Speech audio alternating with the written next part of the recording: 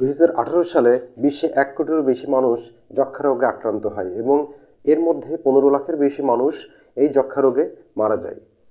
আসসালামু আলাইকুম প্রিয় ভিউয়ার্স, আমি ফুয়াদ হোসেন। আজকে কথা বলছি আপনাদের সঙ্গে বিসিজি টিকা নিয়ে, অর্থাৎ যেটা ইপিআই ভ্যাকসিনের শিডিউলে প্রথম টিকা হিসেবে প্রদান করা হয়।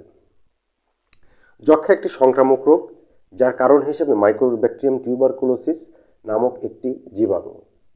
মাইক্রোব্যাকটেরিয়াম টিউবারকুলোসিস একটি গ্রাম পজিটিভ ব্যাকটেরিয়া এবং যক্ষ্মা শব্দটি এসেছে রাসক্ষয় শব্দ থেকে। রাসক্ষয় বলতে বোঝাচ্ছে, এখানে ক্ষয় অর্থ বলতে বোঝানো হয়েছে ক্ষয়, অর্থাৎ রোগীর শরীর শীর্ণ বা রোগা হয়ে যায়।